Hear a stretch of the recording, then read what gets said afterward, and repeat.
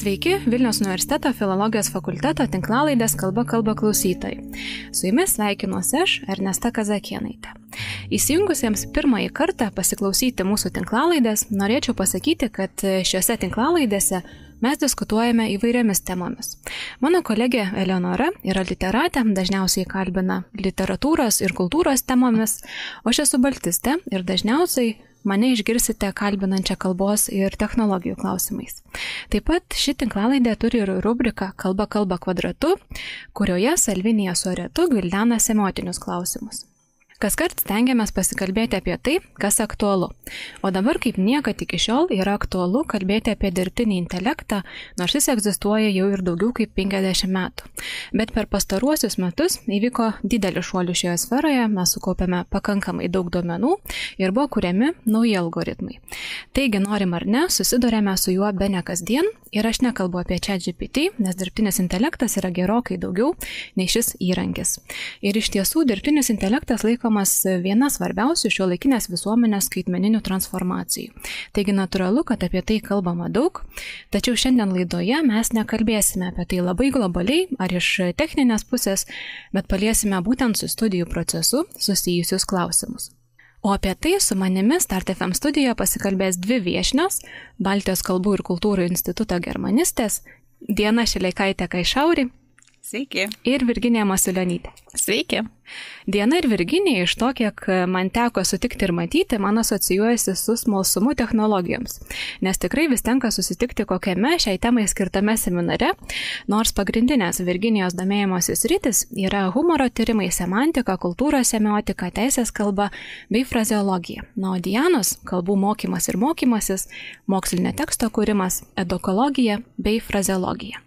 Tačiau iš tiesų šį pokalbį inspiravo jų naujas dėstamas pasirenkamasis kursas pavadinimu Vokiečių kalba ir mediacija, formos, funkcijos ir strategijos, kuriame su studentais jos daug diskutuoja ir apie dirbtinį intelektą. Taigi šiandien mes pasikalbėsime ne tik apie jį, bet pradėsime nuo mediacijos. Ir iš tiesų, turbūt ir jums klausytojai, ir man ne visai aišku, ką mediacija veikia šiame kontekste, nes įprastai apie mediaciją mes, bent jau aš, dažniau esu girdėjusi teisinėme kontekste, tai yra ginčai, konfliktai ir yra kažkokia mediacija ar mediatorius. Tai gal ir pradėkim nuo to, kas yra mediacija šitame kontekste ir kokias sritis ji iš tiesų aprėpia. Tai, iš tikrųjų, jeigu reikėtų apibrėžti, kas yra mediacija, tai nes jūs visiškai teisingai pasakėt, kad pirmiausia, žmonės asocijuoja tai su teisės kontekstu. Bet jeigu pasižiūrėtume, kaip mediacija yra susijusi, su kalba, su kalbos mokymu ir mokymusi, tai galima pasakyti, kad mediacija yra viena iš kalbinės veiklos rūšių. Pavyzdžiui, kaip yra klausomo teksto supratimas, recepcija, sakykime, arba yra sakytinė sąveika, interakcija, kai žmonės tarpusavy kalba, arba galbūt yra rašymas irgi gali būti tiesiog teksto kūrimas, produkavimas, kokio nors ten straipsnio, pavyzdžiui, rašymas, arba gali būti ir rašytinė sąveika. Tai mes, aišku, mokydami kalbų, užsienio kalbų, svetimųjų kalbų, negimtųjų kalbų, orientuojamės į mūsų taip vadinamą Bibliją, tai yra bendruosius Europos kalbų metmenis. Tikriausiai visi esat girdėję klausytojai apie lygius A1, A2, ką turėtų pasiekti studentas, jau mokėdamas kalbą vienokiu ir kitokiu lygiu. Šiaip įvyko daug tokių pokyčių, nes tie metmenys buvo atnaujinti. Prieš keletą metų pasirodė toks papildymas prie metmenų, companion volume angliškai arba vokiškai begleitband, ir jame daug kas buvo patikslinta. Tai pavyzdžiui, ankstesnėme leidime, metmenų leidime mediacija tiesiog buvo paminėta kaip tarpininkavimas ir dažniausiai vertimas. Bet, pavyzdžiui, nebuvo konkrečių aptarčių, tai kasgi yra ta mediacija, ką turėtų, pavyzdžiui, mokėti besimokantysis žmogus, kuris moka kalbą tam tikrų lygių, kaip ten medijuoti, ką jis galėtų medijuoti A1 lygių, A2 lygių ir panašiai. Tai dabar naujame leidime, tame papildytame leidime, atsirado visos aptartis kiekvienam lygiui mediacijos. Ir man pačiai, pavyzdžiui, keliomis kolegomis iš mūsų fakulteto teko dalyvauti netgi pilotuojant tas parengtas aptartis. Mes buvom pakviesti visi į Švietimo ir mokslo ministeriją, tuomet ir ne sporto, tik Švietimo ir mokslo ministerija. Ir buvo pateiktos tokie projektai aptarčių ir mes turėjom pažymėti, tai čia kokio lygio turėtų būti jau tas gebėjimas. Tai grįžtant prie tos mediacijos, kas yra ta mediacija, tai iš tikrųjų galima kalbėti apie tekstų mediaciją. Tai į tai patenka, žinom, ir vertimas, arba, tarkim, teksto perpasakojimas kitų lygių, paprastesnių. Taip pat yra sąvokų mediacija, kai reikia paaiškinti kitam žmogui, ne tiesiog ne tekstą pakeisti ir kažkaip performuluoti, bet būtent paaiškinti kažkokią tai sąvoką. Ir tada jau atsiranda komunikacijos mediacija. Tai yra komunikacijos palengvinimas kažkokiuose tokiuose kebliuose, probleminėse, konfliktinėse netgi situacijose. Tai tas ir labiausiai siejasi, ko gero, su teisiniu kontekstu. Ir jūs taip pat aptarėt ir tas tarpininkavimo strategijas. Taip. Kokios jos būtų? Tai gerai, jeigu mediacija kaip kalbinės veiklos rūšis apima, pavyzdžiui, tekstų mediaciją, sąvokų mediaciją ir komunikacijos mediaciją, tai tada, kai kalbam apie mediacijos strategijas, galima būtų išskirti dvi gal grupės tų strategijų.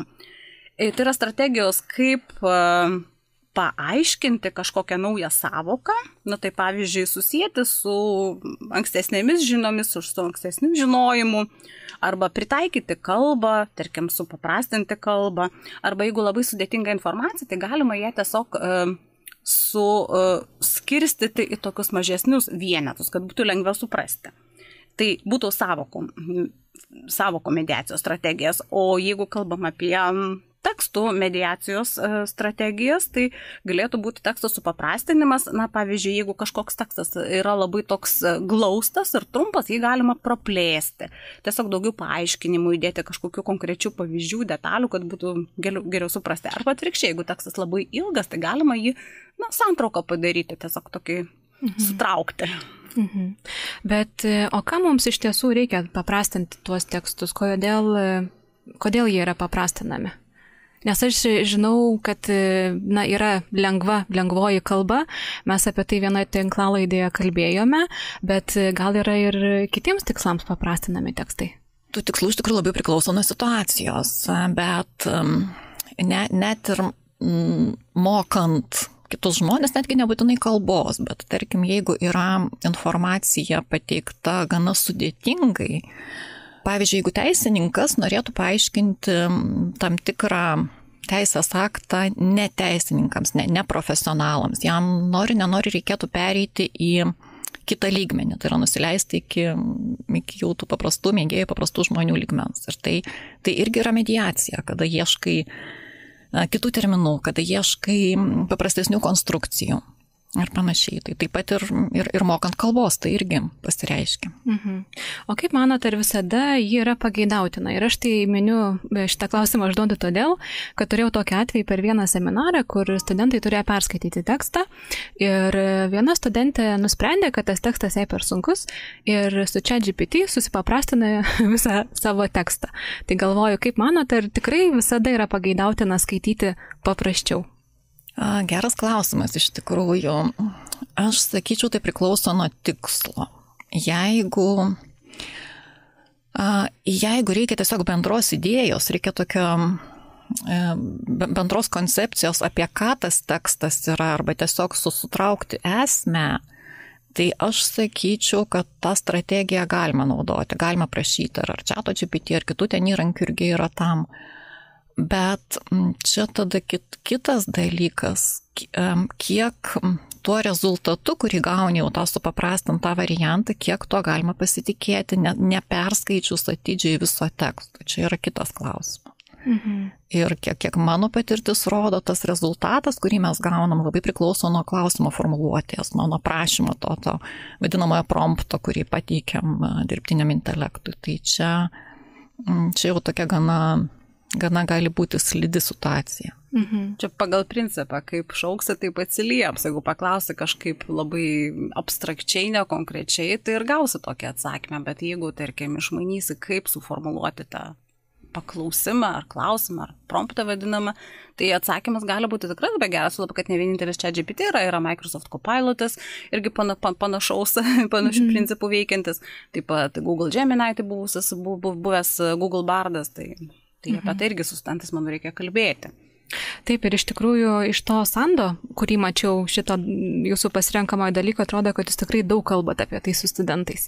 Ir čia gal norėčiau dar pereinant prie to dalyko ir dirbtinio intelekto kalbėti plačiau, pirmiausia, gal toks bendresnio pobūdžio klausimas apie skaitmeninį raštingumą, nes dirbtinis intelektas yra skaitmeninio raštingumo dalis iš tiesų ir mes labai dažnai girdime, kad studentai jau yra universitete. Taip ir, pavyzdžiui, aš pati girdėjau iš kai kurių dėstytojų, kad tarsi tai jau ne mokykla, mes jau kalbame toliau. Tai man kyla toks klausimas, ar iš tiesų universitete dar reikia kalbėti apie skaitmeninį raštingumą, ar studentai jau ateina pasiruošę, nes jie juk yra ekranų kartos atstovai. Na, ekranų kartos atstovai tai nereiškia, kad gali puikiai dirbti su tekstų redaktoriais arba atsirinkti tinkamą šaltinį iš daugybės, kas dabar yra internete. Tai aš manau, kad mokytis reikia tiesiog nuolat visą gyvenimą, jo lab, kad to skaitmeninėje erdvėje atsiranda vis naujų galimybių, vis naujų iššūkių. Tai, mano nuomonė, tai toks nepertraukiamas procesas, kaip ir mokymasis visą gyvenimą. Ir čia mes turėtume visi kartu mokytis, ir studentai, ir dėstytojai, nes galbūt, kad ir veikdami mokyklą absolventai, abiturientai jau kažką buvo išmokę, bet per tą laiką, kol atėjo iki universiteto, daug kas pasikeitė, nes tiesiog ten viskas šviesos greičiu vyksta šitoje erdvėje, tai šitoje srityje, tai būtinai kalbėti reikėtų.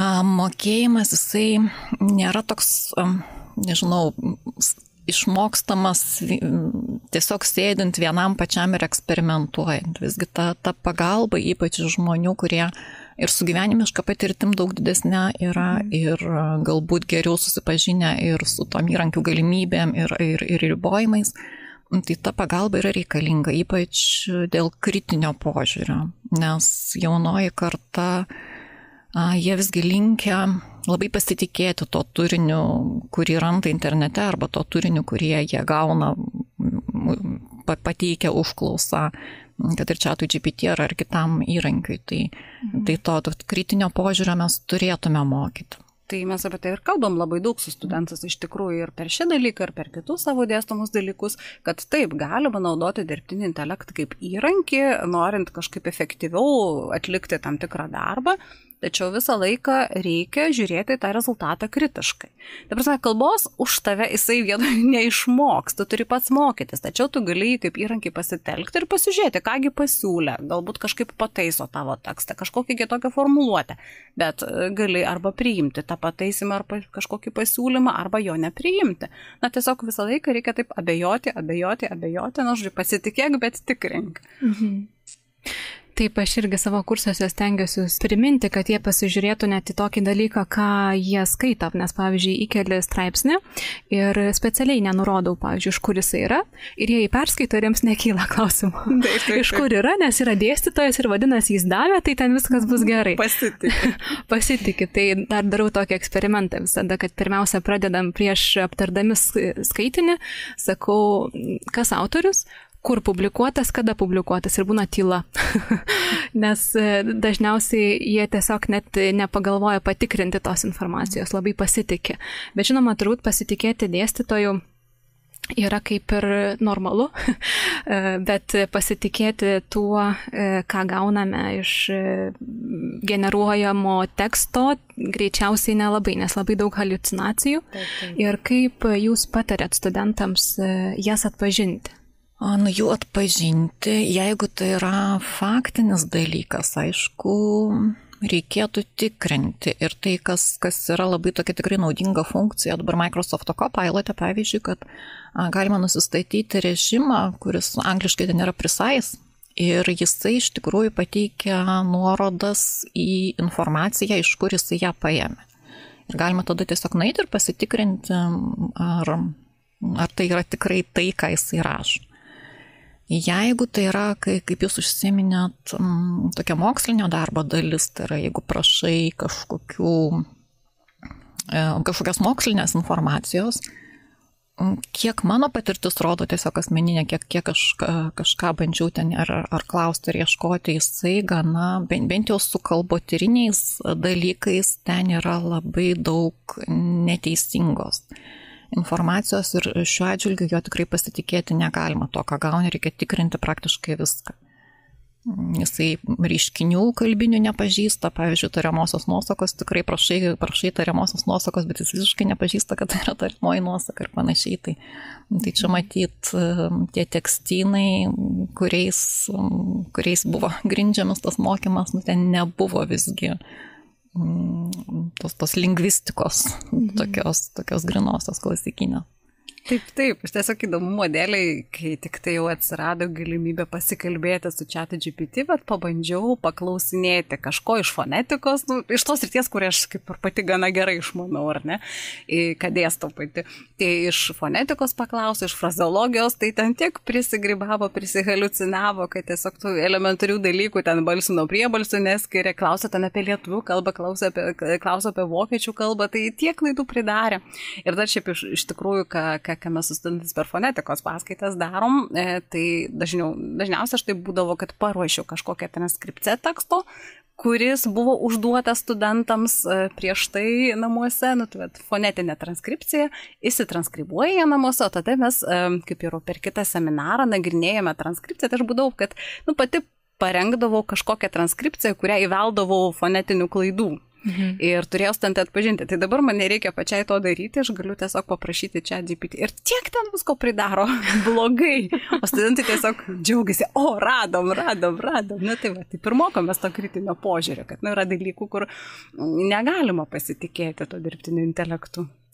Taip, aš pati irgi bandžiau pritaikyti jį savo latvių kalbos mokymo tikslams, labai nesėkmingai iš tikrųjų, tai dar gal reikia ir pačiai daugiau pasimokyti juo naudotis ar palaukti, kol bus truputėlį ištobulintas, nes naudojusi iš tikrųjų tą nemokamą versiją, tai vis tiek yra prastesnė nei mokama. Bet čia gal kažkiek susiję ir su pačia kalba, kurios kalbos klausome. Nebejotinai. Nes lietuviškai, lietuvių kalba irgi nėra dar labai pažengs. Tobulėja, tikrai tobulėja čia GPT, kaip palyginu, kaip būdavo tam pačioje pradžioje ir kaip dabar, tai geriau. Na, bet, pažiūrėjau, anglų vokiečių kalba veikia šiek tiek geriau. Ir galima pasiprašyti kažkokių dalykų ir gauti. Aišku, irgi ne 100% taip jau tobulai, bet galima. Taip, aš net nebejoju, kad visa tai tobulės ir kad mes greičiausiai sulauksim puikių rezultatų, tiesą sakant. Ir tie patys lingvistiniai aprašai, jie turėtų būti kažkada įtraukti, nes skaitmeninimas vyksta labai sparčiai ir tai prisideda prie to, kad mes turim labai daug tų duomenų. Nekalbu apie lietuvių kalbą, kad turime labai daug ar kad ten yra didieji duomenys, bet vis tiek kaupiam. Tai jų atsiranda. Bet kalbant apie dar galbūt tą dirbtinio intelekto vaidmenį ir studentus, kaip jums atrodo, ar studentai linkę naudotis patys, ar vis dėlto juos reikia labiau supažindinti, kad jie galėtų pasinaudoti ne tik kaip tokia, palengvinimo priemonė ar žaidybinė priemonė, kad duok man ten tą ir taip ir toliau, parašyk kažką, bet kad ir savo naudingai, efektyviau kažką padarytų. Jie yra linkę naudotis. Ir naudotis, bent jau svetimos kalbos mokymo kontekste, jie yra labai linkę naudotis vertėjais. DeepL's pavyzdžiui, arba tas Google Translate, ir tai yra iš dalies palengvinimas, bet kita vertus man tai, aš bent matau čia tokią gana pavojingą situaciją, kad jeigu jie verčiasi ištisus sakinius, jeigu jie verčiasi ištisus tekstus, tai jie nieko neišmoksta. Paskiri žodžiai taip, paskiros frazės taip, tai tikrai palengvina, tikrai padeda, nors aš vėlgi skatinu juos naudotis geriau žodynais, internetiniais žodynais, bet tokiais klasikiniais. Bet tai kol kas aš neradau būdo, kaip juos įtikinti, kad tai jiems patiems kenkia ir kad jie tiesiog nedaro pažangos arba jie užkerta savo kelią daryti pažangą mokantis kalbos. Dėl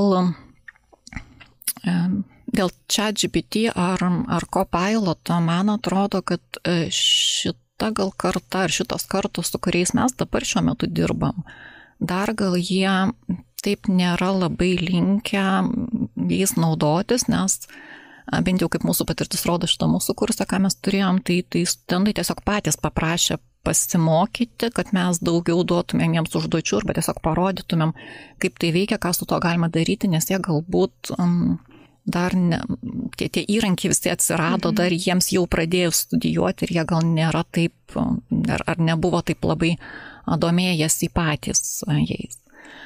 Bet šitos būsimos kartos, būsimieji studentai, kurie ateis, manau, jau bus visiškai kitaip. Jau dabar neprisimenu tiksliai statistikos, bet man atrodo, mačiau, kad yra apie 50% mokinių jau nurodo, kad naudoja namų darbams tos įrankius. Tai reiškia, kad jie ateis jau gerokai geriau susipažinę su tom jų galimybėm ir mes turėtumėm, aišku, į tai atsižvelgti.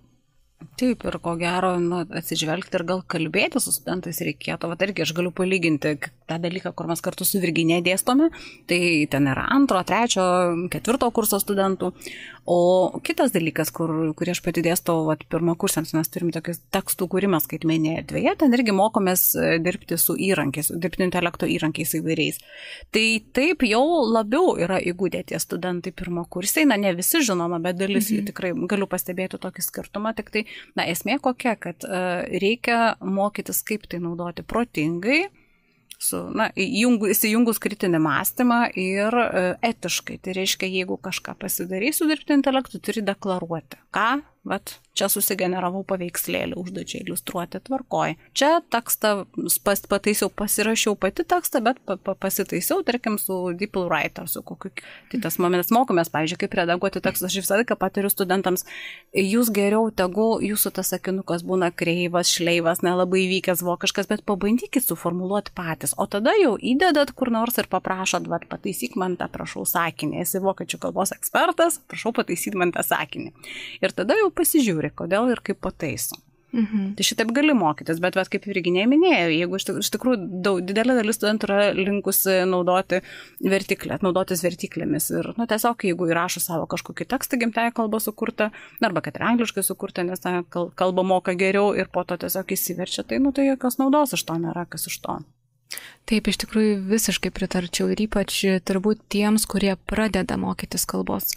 Nes kai jau esi pasiekęs atitinkamą lygį, kur tu jau turi tobulinti, tai gal gali kažkaip paprašyti, tarkim, parašai savo variantą ir tada sakai, o kaip parašytų profas, pavyzdžiui, taip. Ir tada pats pasimokyti, nes, pavyzdžiui, kai pasiekia atitinkamą lygį, tai labai sudėtinga tobulėti greitai, turi ieškoti, labai kūrybiškai pasižiūrėti tą procesą ir ieškoti įvairiausių būdų, tiesiog, kad sektum tą kalbą, kokia yra dabar. Pač jeigu nori iš šnekamosios kalbos pavyzdžių, tai reikia, nežinau, žiūrėti kokius nors blogerius, kurie visiškai nesusiję su filologija. Taip. Bet kad ir pradinukam galima tiesiog prisitaikyti, gerai, įminkim tą elementarą čia GPT arba Copilot Microsoft'o. Tarkim, galima kaip pašnekovai prisijaukinti. Tiesiog, kad ir labai nemokant nedaug kalbos, galima pabandyti, imituoti, simuliuoti tokią komunikaciją. Tarkim, duodi, čia gal ko gero dėstytojas ar mokytojas jau turėtų padėti susiformuluoti tą promptą vadinamą, tą klausimą ar užklausą ar paklausimą, kaip čia reikėtų formuluoti lietuviškai. Ir tarkim, tu esi, sakykime, tas ir tas. Galima pasirinkti kažkokį, nežinau, žymų veikėją, ten sportininką, nežinau, atlikėją, aktorių, su kuriuo nori pasikalbėti vokiškai. Galima tiesiog pagalvoti, kad tai bus tavo bendramžis iš Vokietijos, iš Berlyno, tarkim. Ir tada klausia, o tai ką tu mėgsti veikti laisvalaikiu? Ir jis tau atsako, ir taip kalbi. Tik kažkur reikia tą promptą susiformuluoti tokį, kad būtų kažkoks signalas, jeigu nori baigti pokalbį, kad tada, kai aš parašysiu tą ir tą, tai jau turim baigti pokalbį, tada atsisveikinti. Aš tai tiesiog pati atradau tą galimybę dalyvaudama mūsų studentės, buvusios absolventės, Irenos Visockos seminare. Tiesiog labai įdomis irgi taip pat dirbtiniu intelektu, dabar ir kolegija. Puikus seminaras. Taip, puikus seminaras. Tai čia ta, kur mes kartu dalyvavom, prieš tai dar vienam buvau, tai ten tiesiog, su Rammsteino vokalistu pasišnekėjau šiaip pat. Galima pasirinkti, pasibandžiau, tikrai buvo smagu, nes, aišku, kadangi aš jau kalbą tai moku geriau negu pradžiamokslė, negu pradinukė, tai žinoma, ten buvo taip labai įdomiai, labai įdomus jo stilius buvo. Bet tikrai galima ir tiems pasibandyti, kurie dar nedaug kalbos moka. Tiesiog praktikuotis. Bet įdomu, kaip latviškai būtų, jeigu pasikalbėtų jūs Ernestas studentai latviškai. Taip, latviškai, kiek bandžiau, ChatGPT kalba nelabai gerai. Iš tikrųjų sukuria tokių tekstų, kur, tiesiog labai juokinga būna. Paskui skaitai ir ten sudeda, nežinau, kokius obolius ir kompiuterį, ten žodžiu, tokius visiškai, kur tu skaitai ir tau tiesiog labai smagu. Ir iš to, ką girdžiu, ką mes dabar kalbame, tai ir pradžioje minėjau, kad tas dirbtinis intelektas iš tikrųjų keičia, taip, tai yra transformuoja. Ir greičiausiai sutiksit, kad tai pakeis ir mūsų filologijos fakulteto visą studijų procesą. Turėtų pakeisti, nes tai tiesiog yra. Mes negalim to ignoruoti, negalim apsimesti, kad studentai to nenaudos. Ir dar vienas momentas, kad darbdaviai, jeigu nesitikė, bet ko gero jau tikisi, kad jų būsimi darbuotojai jau turėtų mokėti naudoti šios įrankius įvairiems darbams palengvinti. Ir mes be abejo turim apie tai galvoti ir turim atitinkamai tikslinti ar keisti ir mūsų dalykų turinį, mūsų studijų programą turinį, taip pat metodus, su kuriais mes dirbam.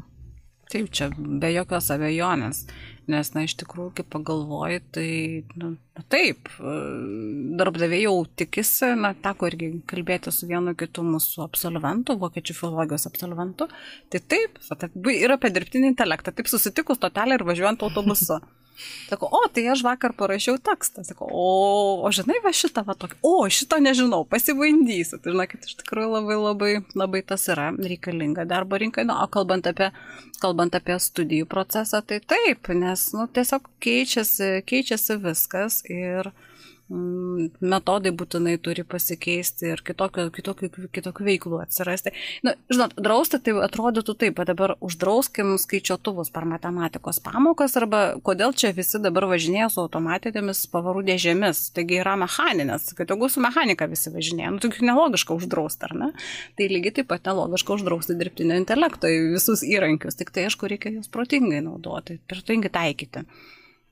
Ir čia nebejotinai, jau truputuką užsiminėm, bet nebejotinai yra etiniai klausimai, nes jūs jau ir paminėjot, kad jeigu studentai naudoja, tai sakot, kad reikia nurodyti, kad, pavyzdžiui, aš paredagavau su tuo ir tuo, tarkim. Taip, bet iš tiesų tų etinių klausimų, man atrodo, kad yra gerokai daugiau, nes, tarkim, kartais, jeigu studentas nenurodo, tarkim, kad jisai naudojasi ir labai sudėtinga yra atsekti.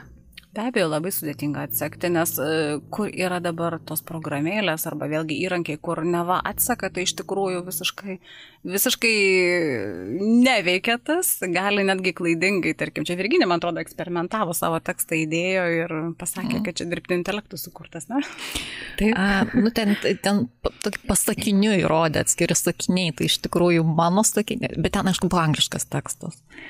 Ir jie ypač yra netikslus, aš skaičiau statistiką kažkur apie 50% tas netikslumas atsiranda, kada tai nėra gimtoji kalba. Tai iš tikrųjų čia, kaip jūs ir sakote, yra tikrai labai tokia sritis, įrodyti nieko neįmanoma. Ir aš net nežinau, kaip pas mus bus toliau su bakalauro darbais, nes jeigu atsiras rašymas naudojant šitos įrankius, tai bus tiesiog neįmanoma suprasti, kada žmogaus yra tas pats parašytas tekstas, o kada iš tikrųjų parašytas ne jo. Tai daugiau dėmesio tiesiog reikia skirti jau čia tai tyriamai daliai, tarkim, atliktam studentų tyrimui, nes vis tiek arba tam tikrą tekstą analizuoja, jeigu tai mes kalbam apie literatus ar ne, arba literatūrologijos kažkokį tyrimą atlieka, arba, tarkim, susidaro savo tekstyną, susirenka tos kalbinius pavyzdžius ir išanalizuoja vienokio ir kitokio pjūvio, vienokio ir kitokio aspektu, pagal tam tikrą metodiką. Tai reikėtų suteikti gal daugiau dėmesio tai daliai ir būtent tam jau pristatymui, darbo pergynimą, kalbėjimo apie tos tyrimo rezultatus. Tai studentas turėtų gebėti paaiškinti, ką jis čia tas, kuris parašė pats, atliko tyrimą pats, tikrai puikiausiai ir apsigins ir pristatys ir visi paplosim džiaugdamiesi. Na va, o jeigu, tarkim, ten bus sufabrikuota su dirbtiniu intelektu, tai tiesiog, neatsakys nei į klausimus, negebės paaiškinti, kas čia yra, nes ten bus prihaliucinuota dar kažko. Va, bet aišku, manyčiau, kad tokiu, kaip buvo įprasta, taip tradiciškai čia rašo ilgą teorinę dalį, labai ten, tarkim, pacituoja daug mokslininkų, tai šito ko gero, nežinau, gal aš ir klystu, Virginija, tu mane pataisyk, bet ko gero reikės permastyti ir to atsisakyti šiek tiek.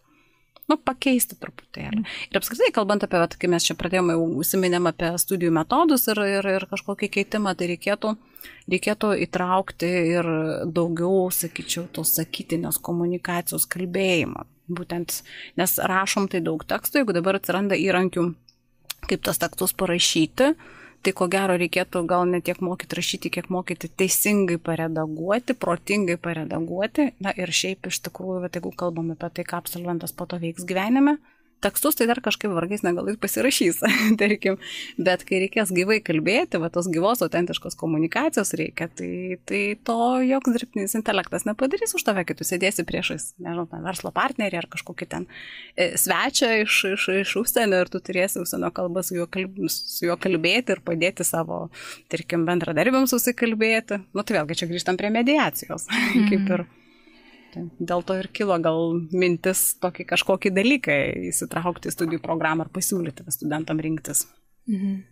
Labai, kaip jau minėjau, tai pasikartosiu, labai įdomus tas Andas. Mokate studentus įvairiamis programomis naudotis ir ten tų programų tiek daug, bet aš pati žinau, dėstydama skaitmeninės motorikos įvadą, kad kartais tos programos keičiasi, jos dingsta ir labiau, reikėtų kalbėti turbūt apie metodą kaip tokį, gal idėją to įrankio, bet neprisirišti prie vieno konkretaus, nes gal jis po pusės metų jau nebeveiks arba taps staiga kažkoks labai mokamas. Taip, yra įvykę. Jeigu patobulina, tai paskui tenka jau ir susimokėti. Taip, iš tikrųjų yra kitos kategorijos, tarkim, vieni tinka ten tekstams generuoti, kiti tinka paveikslėliams generuoti, treti, pavyzdžiui, gali įgarsinti tekstą. Tai va čia Virginija man parodė irgi keletą, šis Virginija yra idėjų generatorius ir tokia atradėja, išradėja.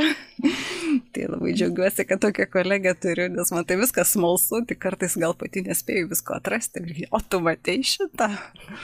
Tai kažkaip tai yra. Virginija, kur jūs randat?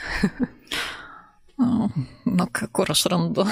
Tiesiog, bet čia aišku, Diana pradėjo, Facebook'e yra grupės, jau dabar kelios, ir ten žmonės tiesiog dalinasi idėjom, dalinasi mintimis ir kažkaip aš ten naujienlaiškius kelius esu užsiprenumeravus. Tai iš tikrųjų tais įrankiais, tai jūs visiškai teisi, keičiasi vos ne kas mėnesį, kažkas atsiranda, kažkas keičiasi, pasidaro mokamas, kas buvo nemokamas, dingsta, pasikeičia visiškai funkcijos, tai ir mes, aš taip įtariu, kad mūsų tą kursą aprašą mes turėsim atnaujinti. Taip. Kas kiekvienais metais prieš pradėdamos. Bet tie įrankiai iš tiesų yra tik tai priemonė. Ir ką mes pamatėm ir ką studentai patys sakė, mes darėm apklausą vidury semestro. Paklausėm jų nuomonės apie šitą kursą. Jiems labai patinka, kad jie gali realizuoti savo kūrybiškumą. Mes užduotis stengiamės kurti tokias, kad jie iš tikrųjų dirbtų daugiau grupėmis, daugiau komunikuotų tarpusavyje. Mums labai irgi palankus momentas, kad grupė yra tarptautinė. Jie dažnai priversti kalbėti vokiškai arba bent jau laviruoti tarp skirtingų kalbų. Tai yra ir tai tokia mediacija praktiniai situacijai, tikrai realioje situacijai. Ir jie tikrai labai daug tokių pozityvių atsiliepimų gavom būtent dėl to, kad jiems šis kursas atrodo kitoks, todėl, kad jie gali kurti, gali laisvai parodyti tikrai ir savo pačių idėjas, ir savo pačių kūrybiškumą. Ir dar įdomu tai, ką Virginija paminėjo, taip tarptautinė grupė, tai iš tikrųjų mes turime ir studentų iš Ukrainos, iš kitų šalių, bet ir vokiečių kalbos mokėjimo prasme, tai grupė labai heterogeniška, tarkim, turim tokių, kurie dar nelabai gerai moka vokiečių kalbą, nes jau gali komunikuoti, ir tokių, kurie praktiškai yra du gimtakalbiai, kur namų kalba yra vokiečių kalba, namuose kalba su tėvais vokiškai ir tą kalbą moka puikiai. Bet sakykime, kiek kalbame su studentais, tai tie, kurie moka labai gerai, jie tada irgi atranda kažkokį kitokį kampą, sako, aš esu įpratęs taip ir taip mintis reikšti, bet aš suprantu, kad mano kolegos neiškart nesupranta, aš turėtų permastyti, kokį žodį parinkti, kokią frazę, kaip vat, aš dabar turiu užtikrinti, kad jis suprastų, kaip mes turim susikalbėti ir kad vienas kitą suprastume.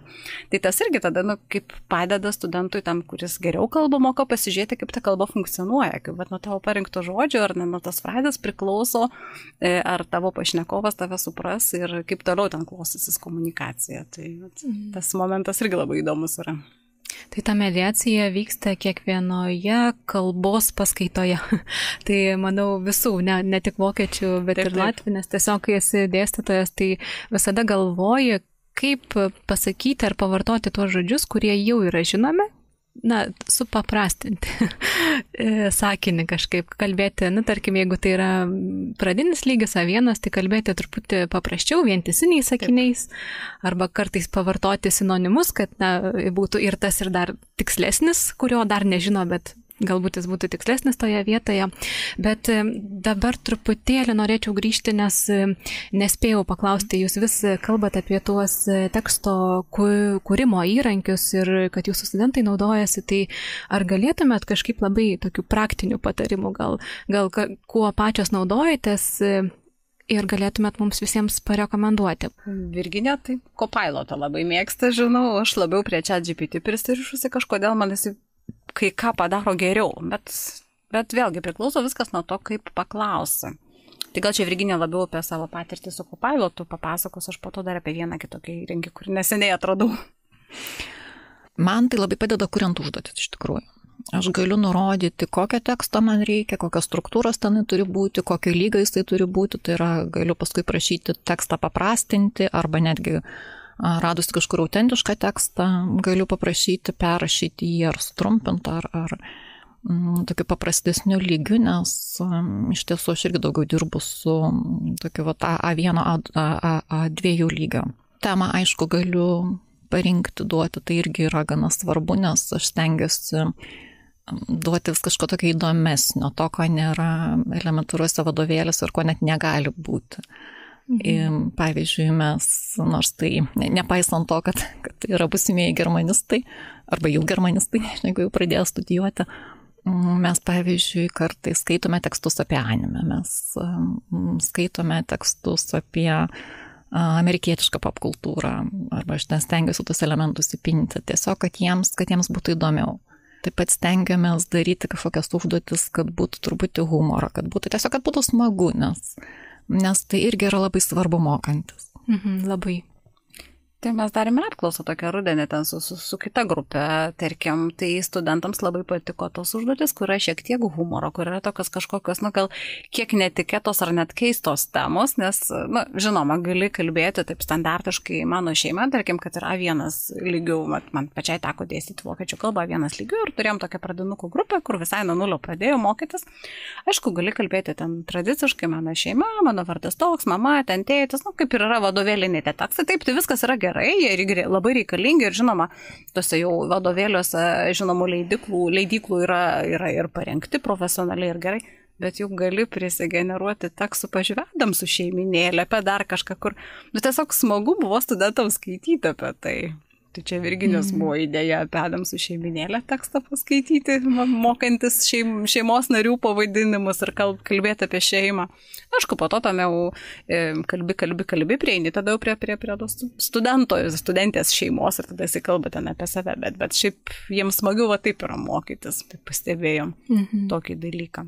Va. Taip, ir aš dar truputį įsiterpsiu, nes Virginija, jūs kalbėjote apie Copilot, nes iš tiesų jis mums yra prieinamas nemokamai. Taip, su universitetiniu paštu. Taip, tai čia gal truputėlį tai norėčiau akcentuoti, kad pavyzdžiui, tikrai studentai nežino. Man tenka labai dažnai jiems papasakoti, kokią puikią galimybę nemokamą mes turim. Tai tie, kurie studijuoja Vilniaus universitete ir turite savo paštą su visų Outlooku ir taip toliau, tai ten galite rasti visą ofiso paketą. Tai yra ir skaidres daryti, ir Wordinį dokumentą turėti, ir Excelis ten yra. Ir taip pat Copilot irgi galite rasti ir nemokamai juo naudotis. Ir tai didžiulis gėris iš tikrųjų, nes kažkada pamenu seniau, tai kai mes norėdom tokios galimybės, kažkaip, man tai visą laiką kildavo noras, kad studentai dirbtų grupėje, kad jie kažkokį, pažiūrėjau, kai dėstytavo kūrybinį rašymą ten anksčiau, kai dar nebuvo tokios sparčios technologijų raidos, to proveržio, tai mes tiesiog naudodavom Google Docsus, elementariai. Ta prasme, tai buvo toks etapas gyvenime prieš kokį 10 metų, bet dabar mes galim tai daryti, pasidalinti Microsoft Office dokumentu ir iškart, pavyzdžiui, dabar mano studentai rašo irgi savo ten dienoraščius ir su manim yra pasidalinę to failo, aišku, niekas kitas neskaito, aš tik tą dienoraštį paskaitau, ten kažką pakomentuoju, bet mes turim ir daugelį dalykų tokią virtualią lentą, kur, tarkim, kad ir tą pačią transkripciją taisyti arba kažką, tarkim, iš gramatikos kažkokį ten reiškinį nagrinėti. Virginija ten galėtų gal daugiau papasakoti apie tai. Tai yra virtuali lenta, visi ten prisijungia ir visi joje rašom ir, tarkim, komentuojam. Tai labai smagu, kad jūs pasakojate apie tai studentams, nes sakau, jie ne visada žino, ten tikrai yra, žinoma, universitetui tai kainuoja daug, bet tegu visi apie tai sužino ir naudojasi, nes Google Docs yra labai daug nervų kainuojantis dalykas, kas yra bandęs kurti, turbūt žino, ypač lentelės ar kažką, čia jau, žodžiu, daug nervų tai kainuoja, bet būtent tas Office paketas yra, atitikmuo tai, ką mes ir turim šiaip savo darbalūkyje, tiesiog Office, tai ten viską patogu tikrai daryti ir dar yra tas pats Copilot, yra ir čia GPT ir net yra vertimas. Iš tikrųjų, tai labai patogu naudotis. Jeigu galima, tai irgi labai patarčiau visiems naudoti OneDrive debesį, ar ne? Jis instaliuoja, jis įsidėgi tą programėlę OneDrive, susisinchronizuoja viską ir tada tiesiog viską turi savo kompiuterėje, kad ir kartais gali dingti internetas, tu gali dirbti su dokumentais, paskui ten į debesį viskas irgi atgal sugrįžta tą atnaujintą versiją, susisinchronizuoja. Tai vat, irgi ne visi žino ir po to blaškosi, ieško, tai kur čia tas dokumentas. Čia aš kalbu ne tik apie studentus, apie dėstytojus taip pat. Tikrai ne visi žino. Tai visus labai labai raginame tik tai pasinaudoti tą puikią galimybę, kurią turim. Čia ačiū Vilniaus universitetą. Aš tai kiekvieną kartą kartoju valio, kad mes tai turim. Taip, tikrai. O Diana, koks tuomet tas kitas įrankis? Apie kurį norėt papasakoti? Jo, čia dabar Virginija kalbėjo labiau apie tos tekstus, aš irgi tą patį darau, tik aš kartais darau su Copilotu, kartais su ChatGPT, bet jeigu man reikia kažkokio įdomesnio teksto arba pagal tam tikrą lygį pritaikyti esamą tekstą, taip. Bet mes su studentais pasibandėm, aš irgi visai netyčia atradau viename seminare, Danielos Hartman gal seminare, tiksliai net neprisimenu, dabar mes su Virginija vis ėjom į kažkokius virtualius ir gyvus seminarus. Ir tai buvo Neuroflash, tai yra vokiečių iš Hamburgo sukurtas įrankis. Iš tikrųjų, tai jisai labiau gal, sakyčiau, rinkodarai tiktų jau profesionaliai dirbant pabaigus studijas, bet mes su studentais pasibandėm. Ten yra labai daug tekstų šablonų. Galima, pavyzdžiui, tinklaraščio įrašą susigeneruoti, duoti, pavyzdžiui, temą ir keletą tokių raktinių žodžių, ko tau reikia. Ir jis tau pasiūlo to tinklaraščio įrašo struktūrą, tarkim, punktus tokius. Nuo ko prasidės, kaip ten toliau bus, kuo pasibaigs. Aišku, tas turi būti call to action, toks gabaliukas to teksto, reiškia, kreiptis reikia į skaitytoją, kad jis kažką padarytų, ar ten pakomentuotų, ar kažką paspaustų, ar kažkur pabalsuotų, ar kažką dar nuveiktų. Tai kaip pasiūlo, galima, aišku, paredaguoti, pasakyti, kurių punktų ten nenori turėti, arba kuriuos nori turėti, pakeisti kažką ir po to sugeneruoja visą tekstą. Ir tą tekstą galima redaguoti. Bet vėlgi, čia yra tikrai pažengusiems kalbos vartotojams, kurie gali tiesiog, atpažinti, kas čia gerai, kas negerai, kas man tinka, kas netinka. Ir ten, aišku, ir teksto redaktorius yra integruotas.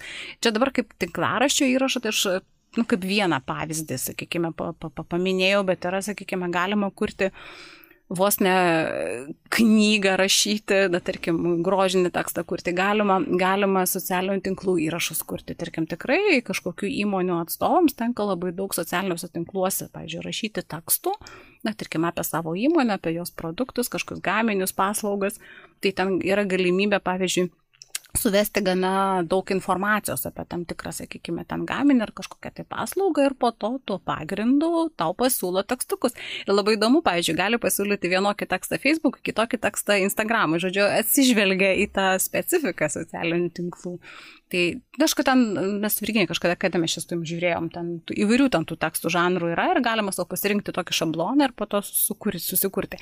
Taip pat įsikūrė paveikslėlius, bet jeigu kurti paveikslėliams, tai gal geriausiai, ko gero, būtų tas, kaip anksčiau vadinasi, Bing Image Creator, dabar vėlgi Microsoft Designer, ne? Atrodo, šalia Copilot jisai ten yra. Tai tas geriau kuria. Na, aišku, visko būna ten, kad ir su 6 pirštais žmonės ir su kažkokiam nenormaliom akim, bet tikrai galima atsirinkti, jeigu susiformuluoji teisingai tą paklausimą, tą tekstą, kur reikia. Tačiau aš nukrypau jau truputį nuo tekstų generavimo prie. Ir yra toks labai įdomus įrankis, dabar negaliu nepasidalinti, tiesiog jau irgi krikštavau atradusi, galima kurti dainas. Na, tiesiog tai yra Suno AI, taip rašosi SUNO ir galima labai paprastai arba, sakykime, duoti tekstą, kažkokį tai eilėraštį ir pasirinkti tada muzikinį stilių ir sudainuoja. Ir muziką sukuria ir sudainuoja. Aišku, ne visada pavyksta, kartais keistai atrodo, bet įdomu, kad pasiūlo kiekvieną kartą 2 variantus ir gali tada paspausti, kuris tau labiau patinka. Ir aišku, krūva yra jau ten sugeneruotų, galima pasiieškoti. O galima, pavyzdžiui, tiesiog užduoti temą, sakykime, dabar vokiečių kalbos mokytojas nori, kad vaikai išmoktų ten perfect laiką. Ir suformuluoti, prašau sukurti man linksmą dainelę apie tai, kaip ten perfect laikas funkcionuoja vokiečių kalboje ir pasiūlo ir visai. Ir galima irgi ten, kad tai būtų pop, kad ten būtų rap, nežinau, kas ten, kokiu stiliumi. Tai tas labai smagus įrankis. Mes kažkada su Diana truputį, kai žaidėm, jinai užmetė temą dainą apie vokiečių kalbos gramatiką heavy metal stilium. Labai smagus rezultatas. Ir jisai pasiūlė pavadinimą mirties gramatika. Ir ten tekstas irgi buvo atitinkamas, mes tiek prisiekėm. Bet pati daina tai buvo tokia tikrai gera. Gera. Pataikė. Išsisaugojat? Taip. Išsisaugoj. Kartais, manau, rezultatai būna tokie geri, kad verta turbūt išsisaugoti. Tikrai taip. Ir prisiminimui. Taip, iš tiesų matau, kad laikas labai bėga ir pačiai pabaigai mes turime tokią tradiciją prašyti rekomendacijų. Aišku, mes jau ir taip išgirdom įvairias programėlės ir ką rekomenduotume daryti ir pačiame pokalbėje, bet dabar būtų galima pasakyti rekomendacijos, kurios visiškai nesusijusios su tema. Nes klausimas labai platus, atviras, ką tiesiog mums galėtumėt rekomenduoti. Dabar, gerai, jeigu studentams, tai aišku, įsijungti kritinį mąstymą visada. Nepasitikėti aklai jokia informacija, čia ne tik apie dirbtinį intelektą kalbame, bet paskritai apie viską, apie žiniasklaidą. Ir naudoti savo proto. Nes, vėlgi, kritinis mąstymas, analitinis mąstymas, gebėjimas taip mąstyti, tai yra viena iš tų pagrindinių universitete įgyjamų kompetencijų, ko gero. Dėstytojams rekomenduočiau nebijoti dirbtinio intelekto ir naujųjų technologijų, nes tikrai žmogaus jos nepakeis, tačiau gali labai palengvinti gyvenimą. Tik aišku, reikia prisijaukinti, reikia žiūrėti, kaip tai. Ir ko gero, mums visiems palinkėčiau ir studentams, ir dėstytojams tokios komunikacijos, susikalbėti, kad mes kalbėtume vienu dažniu, jeigu taip galima sakyti, ir vieni kitus suprastume, ir kad visi tie įrankiai aplinkui egzistuojantis, ar ten informacijos šaltiniai, kad mums tik tai pagelbėtų. Čia daugiau tokie palinkėjimai, ne rekomendacijos. Čia palinkėjimai. Šiaip su rekomendacijom, tai iš tiesų, jeigu vėlgi apie tos įrankius kalbant, tai čia tiesiog reikia domėtis, reikia truputį sekti informaciją ir tiesiog plaukia vienas iš kito, vieną dalyką sužinai, tada kažkaip natūraliai pradedi domėtis kažko kitu, 3, 4 ir tiesiog viskas labai greitai keičiasi. Tai mes čia galim kažką parekomenduoti, bet po mėnesio jau tikriausiai bus atsiradę kažkas geresnio. Tai tiesiog, gal aš irgi kaip daugiau ne rekomendacija, bet palinkėjimą smalsumo.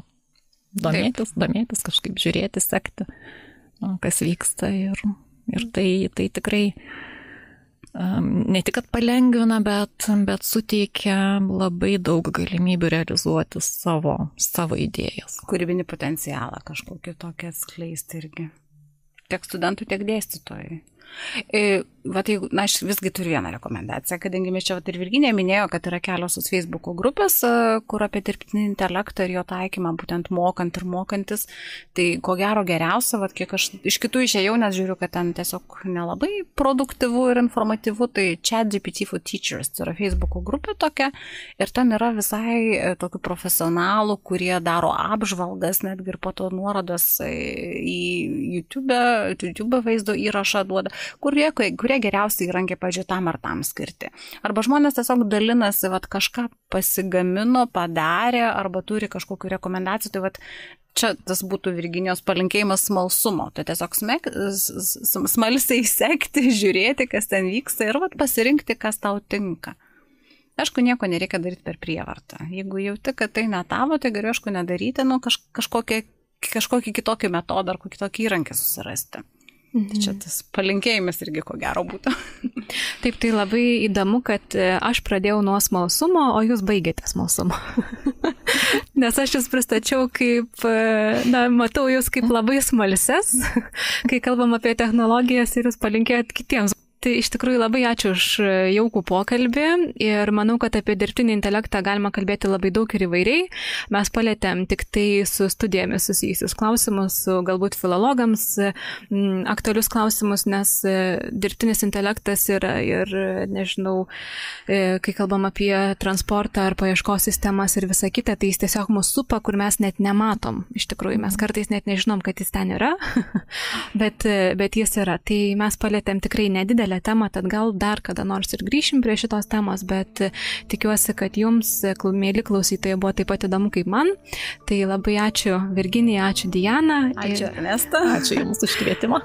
Ir jeigu jūs klausote, kaip minėjau, pirmą kartą šitos tinklalaidės, linkiu atrasti ir ankstesnius įrašus. Iki.